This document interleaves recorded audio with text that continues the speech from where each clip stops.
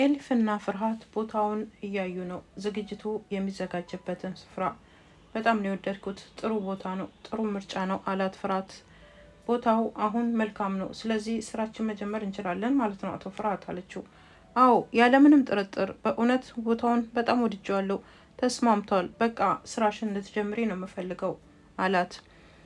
ሰላም ጤና ስጥልኝ የተወደዳችሁ የዚህ ቻናል ቤተሰቦች እንኳን ደህና መጣችሁ። እንኳንም ደግሞ ከኛ ጋር ይህንን ቪዲዮ ልታዩ ወዳችሁ በዚህ ተገኛችሁ። ሼር፣ ላይክ፣ ሰብስክራይብ ስለምታደርጉ እናመሰግናችኋለን። ዛሬም ደግሞ ትንሽ የፀሐይ ብርሃን ክፍል 20 ደርሰናል። ተከታታይ ድራማ ነው። በጣም አጓጊ የቤተሰብ ድራማ ነው። እንግዲህ ታሪኩ ሲጀምር አሳዛኝ ቢሆንም ቀጥሏል ታሪኩ። አንድ ሴት ባሏ የሞተባት ሴት ነበረ ታሪኩ ሲጀምር። ዛሬ ላይ ተጽናንታ በርትታ ወደ ስራም ገብታ ስራ ለመስራት የምታደርገውን ትግል የሚመለከት ነው ታሪኩ። በዚህ ላይ ደግሞ የሞተው ባለቤቷ እሷ የማታውቃትን ሕፃን ልጅ ጥሎባት ነው የሄደው። ስለዚህ እቺ ሴት ብርቱና ጠንካራ ሆና ኑሯን ለመቀጠል የምታደርገውን ጥረት የሚያሳይ ነው። ስለዚህ አሁን ታሪካችን ቀጥሏል። ፍርሃት ስራውን ከጨረሰ በኋላ በነገራችን ላይ ከስራ በኋላ የምጠይቅሽ ነገር ጉንሽ እንዴት ነች? ተሽሏታል? አለ። ጉንሽ በጣም ደህና ነች። የጠቆምከን ዶክተር በጣም በደንብ ይዛታለች። እናም ጥሩ ነገር እያየሁባት ነው አለችው። ከዛ ድንገት ኤሊፍ ወደ ቁጣ ተለወጠና ንግግሯ እኔ ሊገባኝ አይቻልም። ምን አይነት እናት ነች እቺ የማትረባ? እንዴት ነው አንድ ልጅ እናቷን የምትጥለው? እኔ ያልገባኝ ነገር በጣም የሚያሳዝነው እንዴት እቺን አንድ ፍሬ ልጅ ሕፃን ልጅ ጥላ ትሄዳለች? በጣም ነው ያዘንኩት። አትፈልጋትም። ዶክተሯም ያለችው ደግሞ እቺ ትንሽዬ ልጅ በእናቷ ከፍተኛ የሆነ ትራማ ደርሶባታል። ስለዚህ በጣም የምታሳዝንና የምታስፈራ ሴት ነች ብላ ስትጮህ ፍርሃት በድንጋጤ ዝም ብሎ ተመለከታት። ከዛ በኋላ ደንግጣ የፍርሃትን ፊት ስታይ አቶ ፍርሃት በጣም ይቅርታ የራሴን ጉዳይ ብዙ ለፈለፍኩልህ አይደለ? በጣም ይቅርታ አለችው። አይ ምንም አይደለም፣ ግን አንድ ነገር ልንገርሽ ወይዘሮ ኤሊፍ፣ አንቺ እውነተኛ የጉንሽ እናት ነሽ። ልክ እንደ እናት ነው የሚሰማሽ።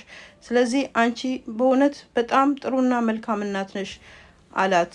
እሺ አመሰግናለሁ፣ በቃ ላድርስሽ ወደ መስሪያ ቤትሽ ብሎ ወደ መኪናው አስገባት። በዚህ ሁኔታ ደግሞ ቢሮ ውስጥ ፉሊያ ቀጥ ብላ ቢሮ ሄዳለች። አቶ አልፐር ጋር ደርሳለች። ጤና ስጥልኝ አለችው። ጤና ስጥልኝ አላት። አላወከኝም? አላወኩሽም። ማን ልበል? ከወይዘሮ ኤሊፍ ቢሮ ነው። የእሷ የስራ ጋር ነኝ። ኦኬ። ትላንት ደውለሽ ነበር አይደለ? አዎ ደውዬ ነበር። ስለዚህ አውቄሻለሁ ማለት ነው። አዎ ግን ስሜን ስትለው ጊዜ ፉንዳ ይላታል። አይ ፉንዳ አይደለውም ፉሊያ አለችው። እሺ በጣም ይቅርታ፣ ስለ ስህተቱ ይቅርታ አድርጊልኝ። እሺ ምን ነበረ ፍላጎትሽ አላት። እንደውም ፋይሉንም አታውቀውም፣ ነገ ያላችሁን ስራም አታውቅም፣ የሚደረገውንም ፕሮጀክት አታውቅም ስትለው ጊዜ አይ ይቅርታ አድርጊልኝ፣ ትንሽ ስራ ስለበዛብኝ አላየሁትም። አይ በቃ ሲመች ታየዋለህ ብላ ከወንበሯ ተነሳች። አልፐርም አብሯት ተነሳ። ወይዘሪት በጣም ይቅርታ አድርጊልኝ እባክሽ፣ ትላንትና ጥሩ ስሜት ላይ ስላልነበርኩ ነው። ተረጋግተሽ ቁጭ በይ። መዛውም ይቅርታ እንድታረጊልኝ ቡና ልዘዝልሽ እና ፋይሉ ይኸውና አጠገቤ እኮ ነው፣ ሰርቸዋለሁ። የሚያስፈልገውን ነገር አሁን እናደርጋለን። ስለዚህ እባክሽ ምህረት አድርጊልኝ አላት። ኤሊፍና ፍርሃት አሁን ወደ ሰፈራቸው ደርሰዋል። ከዛ ሰፈራቸው ደርሰው እንግዲህ ከመኪና ወርዶ ወደ ቤት እየሸኛት ነው። በዚህ መሀል ዲላ ወደ ቤት ሄዳለች። ወደ ቤት ሄዳ ኤሊፍ ቤት አንኳኳችና ጠባቂ ነበረች ቤት ውስጥ። ጤና ስጥልኝ ምን ፈልገሽ ነው ስትላት፣ አይ እኔ የጉንሽ አስተማሪ ነኝ እና ጉንሽ የተወሰኑ እቃዎችን ትምህርት ቤት ጥላ ስለነበር እሱን ልሰጣት ነው አለች። እሺ ችግር የለም ነይ ግቢና ልሰጫት ትቻለሽ ብላ ወደ ሳሎን ጋበዘቻት። ከዛ ጉንሽን ከመኝታ ቤት ይዛ ስትመጣ ጉንሽ ገና ስታያት ደነገጠች፣ መንቀሳቀስ አልቻለችም። ዲላ ቀስ ብላ ወደ እሷ ተራመደች እና ጉንሽ የኔ ውድ እባክሽን አስታውሽኝ፣ ደግሞ ልወስድሽ እፈልጋለሁ። ታውቂያለሽ ጥሩ ህይወት ጥሩ ቤት ልሰጥሽ እችላለሁ። ስለዚህ ከኔ ጋር መሄድ ከፈለግሽ ጉንሽ አለቻት። ጉንሽ አሁንም ዝም ብላ ወደ ኋላ ሸሸች።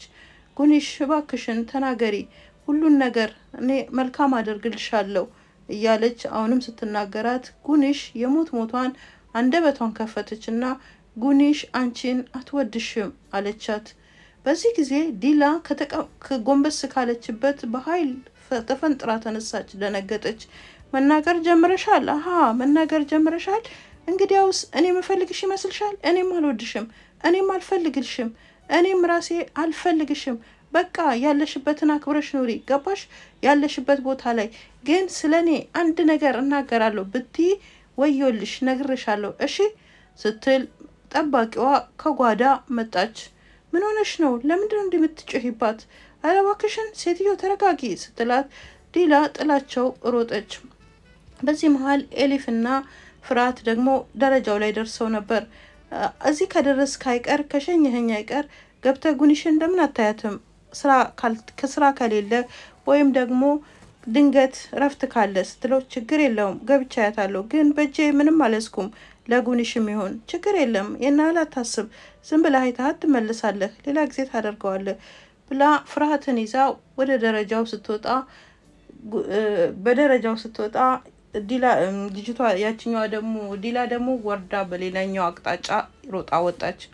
በዚህ መሀል ኤሊፍ በሩ ጋር ስትደርስ በሩ ክፍት ነው። ደንግጣ እየሮጠች ገባች። ጉንሽ ጉንሽ ምን ሆነሽ ነው? ምን ሆነሽ ነው? ትንቀጠቀጣለች ጉንሽ።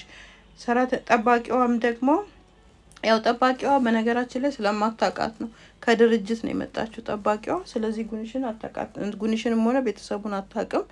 በካምፓኒ ነው የመጣችው፣ ለዛ ነው ያስገባቻት። ከዛ ምን ሆነሽ ነው? ምን ሆነሽ ነው? የኔ ልጅ ምን ሆነሽ ነው? እያለች መጮ ጀመረች። አላቅም ይውልሽ ወይዘሮ ኤሊፍ አንዲት ሴት መጣች፣ አስተማሪዋ ነኝ ብላ ገባች። እናም ደግሞ ትንሽ ጥላ የመጣችው እቃ አለ፣ ከሟለ ህጻናት ነው የመጣሁት አለች። እሺ ግቢ አልኳት። ከኤሊፍ ጋርም ከልጅቷ ጋርም አገናኘኋት። በጣም ሲያስላት ጊዜ ውሃ እንዳመጣላት አለችኝና ወደ ጓዳ ውሃ ላመጣ ሄድኩ። ውሃ አምጥቼ ስመጣ ግን ነገሮች በጣም ተለዋውጠዋል። ጉንሽ በጩኸት ላይ ነበረች አለቻት። ደነገጠች። በዚህ ጊዜ ኤሊፍ አንድ ነገር ተጠራጠረች። ጎንበስ አለችና ጉንሽ አለች። እናትሽ ነች የመጣችው ስትል ጉንሽ ራሷን በመነቅነቅ አዎ አለቻት። በዚህ ጊዜ ፍርሃት ምን አይነት ሴት ነች? እስቲ ገለጻ አርጊልኝ ወይዘሪት አላት። ገለጻ ጸጉሯ አጭርና ቀላ ያለ ጸጉር ነው እና ልብሷ በጣም አጠር ያለ ልብስ ለብሳለች ብላ ስትነግረው ፍርሃት ሮጦ ወጣ። የገዛ እህቱን ይደርስባት ይሆን እንግዲህ። ፍርሃት ሮጦ ወጣና ወደ ላይ ሲያፈጥ ዲላ ባጠገቡ በታክሲ ውስጥ መነጽሯን አርጋ አልፋው ሄደች። ሆንም ሊያዩ የቻለው ነገር ስላልነበረ ተመለሰ። በዚህ መሀል ስልኩ ጮኸ። ስልኩን ሲያየው ሱዴ ነበረች። ዘጋባትና ወደ ቤት ተመለሰና ግን ምንም ላገኝ አልቻልኩም፣ እውነቱን ግን ለመናገር ያህል ማንን እንኳን እንደማይ አላወቅኩም አለ። በዚህ መሀል ሱዴ ደጋግማ ደወለችለት፣ አላነሳላትም።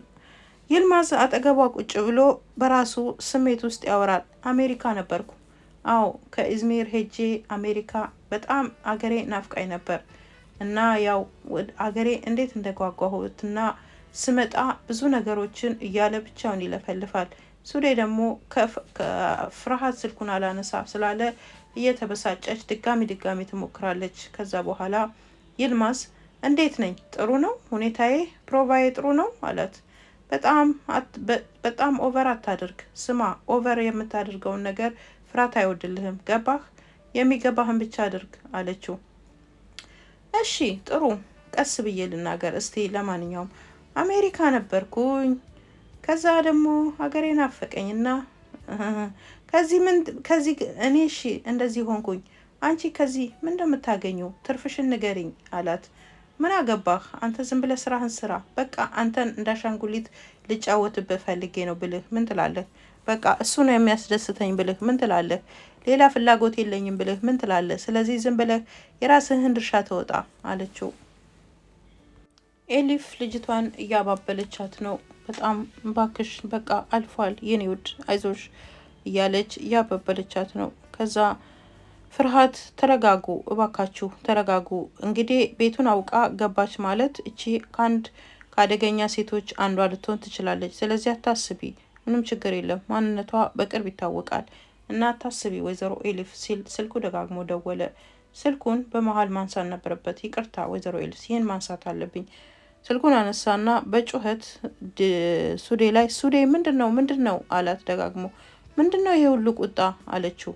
አይ በቃ ሱዴ ምን ፈልገሽ ነው? ያልሆነ ሰዓት ላይ ነው የደወልሽው፣ ምን ፈልገሽ ነው ሲላት ጊዜ እኔ እኮ ይኸውልህ የኦፕሬሽን ክፍል ኃላፊውን አግኝቼዋለሁ እና ደግሞ መጥቷል፣ ሊተዋወቅህ ይፈልጋል አለችው። አሁን አይደለም ጊዜው፣ ሌላ ጊዜ ነው የምተዋወቀው፣ አሁን አይደለም። እንዴ ምን ማለት ነው ፍርሃት? ሌላ መስሪያ ቤት ሊቀጠር ይችላል። ሲቪው በጣም ቆንጆ ነው፣ ጥሩ ሬፈራንስ አለው እና እንዲያመልጥህ አልፈለግኩም። ገብቶሃል አይደል የምልህ? እሺ በቃ ሱዴ እሺ ጨቀጨቅሽኝ ብሎ ስልኩን ዘጋውና ወደ ወይዘሮ ኤሊፍ ሄዶ በጣም ይቅርታ መሄድ አለብኝ፣ የስራ ጉዳይ ነው አላት። ፍርሃት ይቅርታውን ጠይቆ ሄደ። አሁን ደግሞ ሱዴ እየጠበቀችው ነው። በቁጣ ምን እንዳስቆጣው እያሰበች ዲላ ሮጣ ከታክሲ ወረደች እና ወደ ቤቷ መሮጥ ጀመረች። ማፈሽ አትክልት እያስተካከለች ነበር። ዲላ ስትላት ጊዜ ማፈሽ አለቀ፣ ጉዳዩ አልቋል ከአሁን ወዲያ ለዛውም እስከ መጨረሻው ገብቶሻል። ከአሁን ወዲያ ይህንን ጉዳይ እንዳታነሽብኝ ብላ ጥላት በሩጫ ወደ ቤት ሄደች። ኤሊፍ አሁን ጉንሽን እያባበለች አስተኛቻት እና ብር ልብሳ ፊቷን እየዳበሰቻት ነው። በመሀል ስልኳ ጮኸ። ፉሊያ ነበረች። ፉሊያ ደውላ ውዷ እንዴት ነሽ አለቻት። ደህና ነኝ፣ ጥሩ ጊዜ ስላልነበረኝ እና በመሀል መደወል ስላልቻልኩ ነው። እንዴት ነሽ? ሁሉም ነገር መልካም ነው፣ ሂሳብ ውስጥ ገብቷል ብራችን አለቻት። አዎ እሺ ጥሩ፣ ከኔም ጥሩ ነበረ ጊዜ ከአቶ ፍርሃት ጋር ያሳለፍኩት፣ ግን በጣም መልካም ጊዜ ስላልነበር ከዛ በኋላ ያሳለፍኩት ልደውልሽ አልቻልኩም። በቃ አሁን መጣሁ ማለት ነው።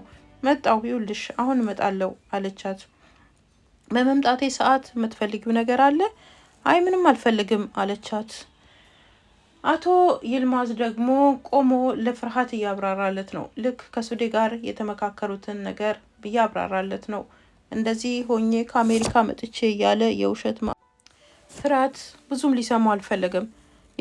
አቶ ይልማዝ በቃ ሱዴ ከተስማማች እና ልትቀጥረ ከወደደች እኔም እስማማለሁ። በቃ ገብቶሃል አይደል? እንኳን መልካም እድል፣ መልካም የስራ ጊዜ እመኝልሃለሁ። በቃ ጨርሰናል ብሎ ዘግቶበት ቶሎ ብሎ ሄደ። ኤሊፍ ለፉሊያ የገጠማትን ነገር እያስረዳች ነው። ፉሊያ በተራዋ እየጮኸች ነው። ምንድነው እንዲህ አይነት ነገር አልገባኝም። ምን አይነት እናት ነች? ለምንድነው እንደዚህ የምታደርገው? ካልፈለገቻት ለምን ትቆሰቁሳታለች? ከፈለገቻት ደግሞ ለምን አትወስዳትም? ምን አይነት ሴት ነች ኤሊፍ? የምትገርም ሴት ነች እያለች ፉሊያ ብቻዋን መጮህ ጀመረች። ኤሊፍም እየሰማቻት ነው። እንግዲህ እነዚህ ሰዎች አሁን ዲላ ቤቷን ታውቃለች፣ ያለችበትን ቦታ ሁሉም አውቃ መታለች። አሁን እንግዲህ አደገኛ ነገር ነው። ከዚህ በኋላ ምንድን ነው የሚቀጥለው አናውቅም። ያው ልጅቷ አሁን የበለጠ ደግሞ ወደ መጀመሪያው ሁኔታ ገብታ ተመልሳ በጣም በትካዜ ውስጥ ወድቃለች።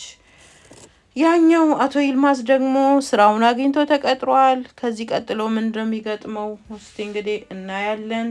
ዲላም ተበሳይታ ወደ ቤቷ ሄዳለች። ኤሊፍ ግራ ገብቷታል። የበለጠ ተሻለኝ ስራ አገኘው ስትል ደግሞ ሌላ ችግር ተፈጥሮባታል። የልጅቷ እንደዚህ መሆን ጥሩ አይደለም፣ ለስራዋም እንቅፋት ይሆንባታል። ስለዚህ ምን እንደሚቀጥል አብረን እንመለከታለን። የዛሬ ክፍል 20 ትንሽ የፀሐይ ብርሃን በዚህ ነው የሚጠናቀቀው። ደግሞ ቻናላችንን ላይክ፣ ሰብስክራይብ እያደረጋችሁ እንዲሁም ደግሞ ኮመንትም እየጻፋችሁ ቻናላችንን ሼር እያደረጋችሁ ተከታተሉን። የደውል ምልክቷን መጫናችሁን አትርሱ። ጤና ይስጥልን። መልካም ጊዜ